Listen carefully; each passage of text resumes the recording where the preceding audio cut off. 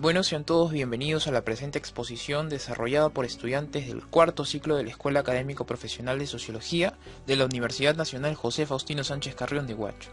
Como pueden apreciar, el tema a desarrollar el día de hoy es la teoría de la estructuración de Anthony Giddens de la asignatura Teoría Sociológica 3, desarrollada por el docente Héctor Romero Alba. A continuación, haremos un breve repaso por la tabla de contenido para que puedan apreciar lo que les presentaremos el día de hoy. Haremos un breve repaso por la biografía y contexto histórico, antecedentes, teoría de la estructuración y conclusiones. Soy José Guillermo Margarito Leighton y daré inicio a la exposición. Anthony Giddens nace en el año 1938 y es graduado en Psicología y Sociología en la Universidad de Hull.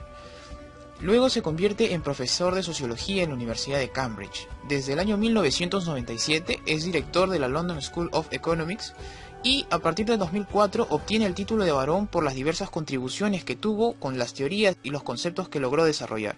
Cabe mencionar también que es autor de más de 200 artículos, críticas en diarios y periódicos profesionales. Vamos a hablar del contexto histórico. Toda teoría encuentra un contexto histórico de tiempo y espacio. Esto está determinado también con las megatendencias. Las megatendencias hallan una conceptualización en el año 1982 por John Naisbitt y Patricia Abudere, quienes buscaban explicar las variables de nuestro entorno basándose en la codificación de los cambios sociales que influyen en nuestro tiempo. Es decir, las megatendencias no solo han servido de influencia para la presente teoría, sino que también en su momento lo hicieron con el positivismo de Augusto Comte, el funcionalismo de Durkheim, la acción social de Weber, el materialismo dialéctico de Marx, pero cada uno en su tiempo correspondiente. La Segunda Guerra Mundial, más allá de ser un acontecimiento bélico históricamente, significó también el fracaso de un modelo político y de sociedad. Estamos hablando del modelo nazista y fascista. Significó un cambio en la geopolítica y una preocupación por la relación entre países. Este acontecimiento se vio fuertemente acelerado y afectado por lo que le precedió, y estamos hablando de la Revolución Industrial, quien causó la redefinición también de las relaciones sociales a lo largo del tiempo. Las relaciones de la sociedad van a verse redefinidas. Con ello me estoy refiriendo a que los sujetos van a restablecer o actualizar sus vínculos laborales, familiares, profesionales, amistosos, etc. De esta manera, los individuos van a sentirse identificados por diversas etiquetas sociales que les permitirán y a su vez le impedirán relacionarse en la actual sociedad. Como tercer punto importante de este contexto histórico, vamos a hablar acerca de la caída del estructural funcionalismo, que se va a desarrollar a partir de una rebelión antipersoniana ante la creciente ola de críticas contra la macroteoría del estructural funcionalismo. Se aumentará la tensión entre lo subjetivo y lo objetivo, la naturaleza y la cultura, la comunidad, la sociedad, el individualismo y el colectivismo. Esto va a generar una pluralidad paradigmática que le va a impedir a la sociología consolidar un aparato categorial, es decir, un objeto de estudio. Esto va a generar una inestabilidad institucional y metodológica, por lo que se busca la necesidad de encontrar teorías que sinteticen y estabilicen un objeto de estudio para la sociología. Antecedentes. La teoría de la estructuración de Giddens va a ser el resultado del replanteamiento de los problemas fundamentales de la teoría sociológica, problemas que acaecían entre los años 60 y 70. Como sabemos, Giddens ha sido un intelectual que ha llevado sus estudios y ha ejercido en Europa, en Inglaterra, así como también en América, Canadá y Estados Unidos. Y es aquí donde entra en contacto con un contexto en donde iban surgiendo diversas perspectivas polémicas frente a las tensiones y conflictos sociales, movimientos políticos que iban en pro y contra del orden establecido en aquel entonces, problemas de discriminación racial, derechos civiles, el neofascismo, etc. Entonces, con estos problemas se empezaba a cuestionar las estructuras de las instituciones y los valores que prevalecían en ese contexto, así como la teoría social vigente del funcionalismo, teoría que gozaba de prestigio. Comenzaron a propagarse varios enfoques alternativos a este: teoría del conflicto de Lewis, la sociología crítica de Mills, la teoría de la elección racional de Homans, la etnometodología de Garfinkel y la recuperación del interaccionismo simbólico de Bloomberg. Otras influencias como el marxismo y la teoría crítica con autores como Ralph y Herbert Marcuse, que contribuyeron a confirmar la pérdida del consenso en torno al funcionalismo, que dieron como superada las perspectivas funcionalistas, favoreciendo la generalización de la convicción de que la sociología, al igual que las ciencias sociales en conjunto, atravesaban por una crisis que no es privativa de la sociología estadounidense. Entonces, gracias al contacto entre la amplia tradición del pensamiento social europeo y el impulso crítico frente al funcionalismo de la sociología estadounidense, es que Giddens va a desarrollar la teoría de la estructuración sobre 3 ejes. La primera hace una amplia revisión de los planteamientos constitutivos de la teoría sociológica, en particular de las obras de los fundadores clásicos de la teoría social europea, como Marx, Durkheim, Weber. En segunda, hace una crítica sistémica del funcionalismo de Parsons, donde ve la debilidad de este para incluir la forma en que los individuos interaccionan, el cómo la vida cotidiana influye en la constitución, reproducción y el cambio de sistemas sociales, también cómo se limitaban en cuanto a conceptos de poder, desigualdad y conflicto. En tercera, reelabora en base de las constituciones de las diversas corrientes microsociológicas. Entonces hemos visto que la influencia marxista ha sido clara en la constitución de la sociedad, obra de Giddens, donde dice que los hombres hacen su propia historia, pero no la hacen como ellos quieran, bajo circunstancias elegidas por ellos mismos, sino bajo circunstancias directamente dadas y heredadas del pasado.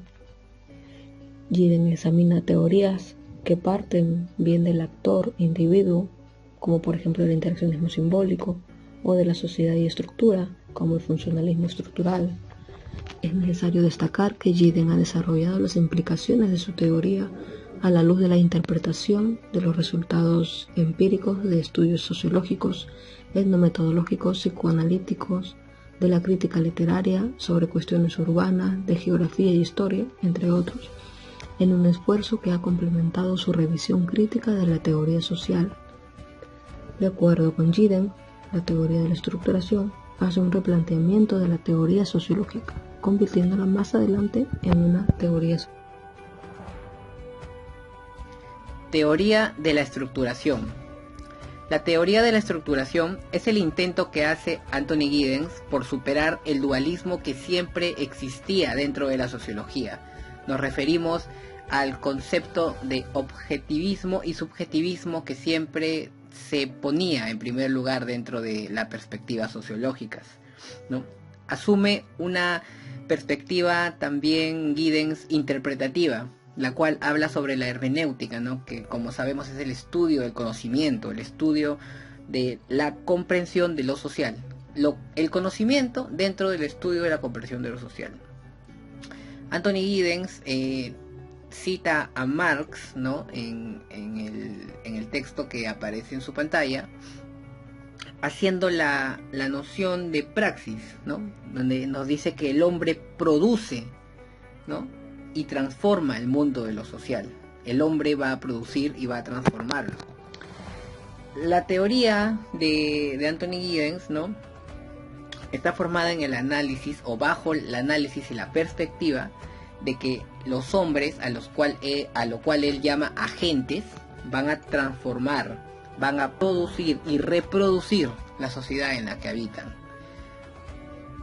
También Giddens nos habla sobre la teoría social, ¿no? Giddens nos menciona: mi teoría no es sociológica, es social. Y la diferencia radica en que una teoría sociológica es aplicada a unas sociedades netamente avanzadas, ¿no? Donde el estudio puede ser más amplio. Pero una teoría social aplica a todos los aspectos en los cuales el hombre se desarrolla.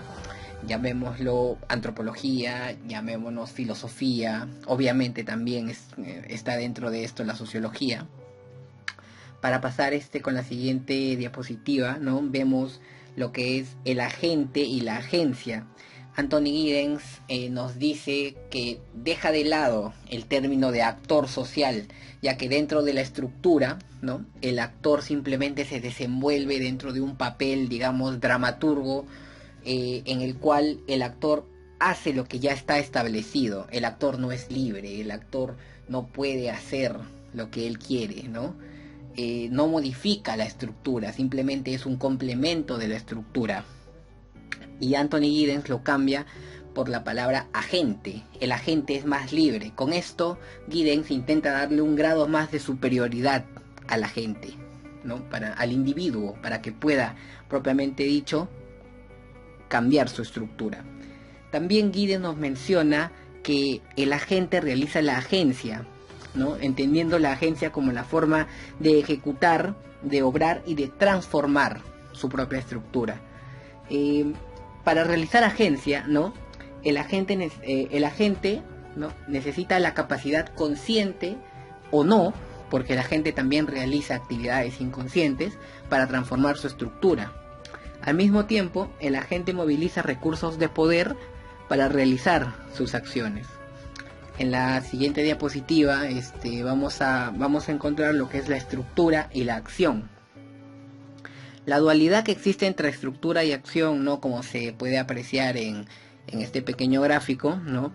Vemos que la estructura es el resultado de las prácticas sociales que realizan los agentes, ¿no? Y al mismo tiempo, ya en algo recíproco, las prácticas sociales realizadas por los agentes, ¿no? van a ser los que realizan la estructura. Esto se va a conceptualizar más adelante, ¿no? para poder entenderlo un poco mejor.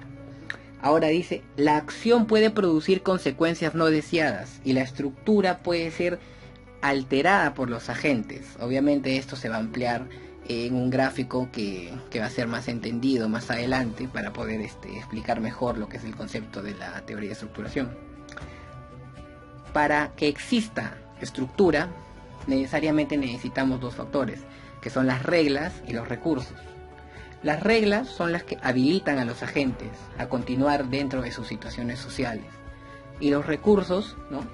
son los poderes que tiene la gente para efectuar cambios dentro de sus circunstancias sociales. Las reglas y los recursos, ¿no? dan forma a lo que llamamos la estructura, ¿no? donde la gente puede producir su acción social. En el siguiente cuadro podemos encontrar, ¿no? una pequeña imagen donde la estructura va a tomar la forma del lenguaje, ¿no? diferenciando lo que es estructura de práctica social. Y en medio, porque la teoría de la estructuración no se basaba, como se dijo en primer lugar, entre subjetivismo u objetivismo, ¿no? Se basa en un término medio en el cual el agente se encuentra desenvolviéndose ahí. Ahora, para explicar mejor este cuadro, es un cuadro muy, muy simple, ¿no? pero que encierra lo que es la teoría. El agente, al momento de realizar el habla, ¿no? lo realiza en un lugar y un tiempo determinado, ¿no? En eso estamos de acuerdo. También, al mismo tiempo, ¿no? la estructura lo va a delimitar, porque al hacer el habla, ¿no? es libre. La estructura lo libera. El agente decide hacer el habla, decide comunicarse con otra persona, pero la estructura lo va a limitar diciéndole que debe adecuarse al verbo, al predicado, al sujeto. Le va a dar unas normas a las cuales debe adecuarse, ¿no? Al hacer eso, se va a adecuar y va a producir el habla, va a realizar la práctica social, ¿no? Y el lenguaje va a producir el habla. El lenguaje produce el habla y el lenguaje con las normas más el agente produce también el habla. Pero si vemos, hay una flecha arriba donde de práctica social se pasa a estructura. ¿Esto qué pasa?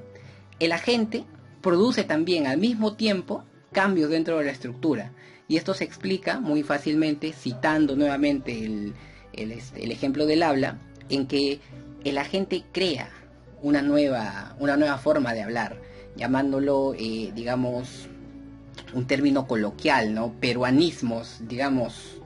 El agente crea los peruanismos, crea la jerga, ¿no? Al crear esto, la RAE, ¿no? ha institucionalizado lo que es los peruanismos, y ahora tenemos palabras, ¿no? como causa, como combi. Pero ¿esto qué significa? Significa que esta práctica social que la gente ha hecho ha modificado la estructura, ha modificado el lenguaje, y ahora el agente puede realizar las jergas que creó, pero basándose también en la estructura del lenguaje, que la gente mismo ha cambiado. Esto es básicamente que la estructura limita a la gente, ¿no? Lo limita y al mismo tiempo lo habilita para crear nuevas cosas, para hacer su práctica social. Soy María Ortega Villanueva y voy a continuar con la exposición. Producción y reproducción. La producción y la reproducción social hacen mención a la praxis marxista. Esta te dice que mediante la práctica el agente puede cambiar su estilo de vida, su entorno social. La producción viene a ser la vida social que la gente construye con acciones y prácticas sociales. Y la reproducción te menciona cómo la vida social que ya fue hecha por el agente crea patrones y rutinas. Podríamos dar un ejemplo como cuando tú haces ejercicio por primera vez, esto vendría a ser la producción, pues estás haciendo por primera vez. Y la reproducción es las repetidas veces que tú vas a hacer el ejercicio. Esta producción y reproducción social tienen lugar bajo ciertas condiciones. La acción y la reproducción son mentes conscientes de lo que están haciendo y a la vez no lo son.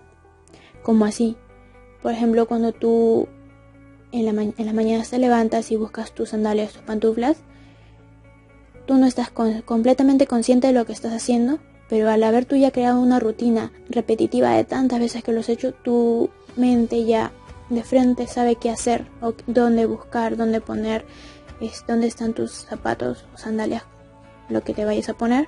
Entonces esto vendría a ser que está consciente y a la vez no, porque se vuelve una rutina. También la producción y la reproducción social no es algo que es comprendido totalmente por el agente, como así.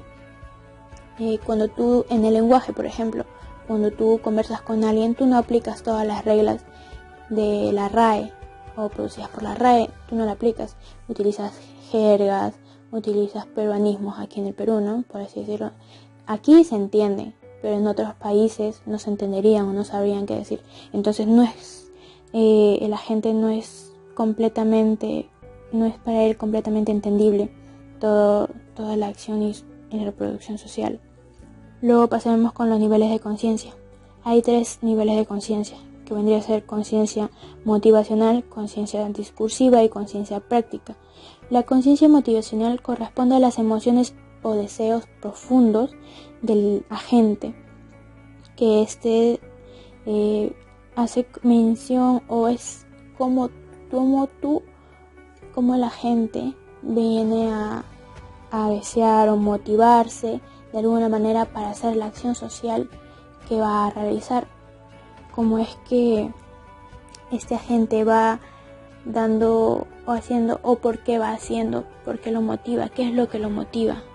Por ejemplo, cuando tú eres mamá, tienes que levantarte a cocinar, así no quieras. ¿Por qué? Porque te motiva el hecho de que tú tienes hijos y tienes que darles alimento.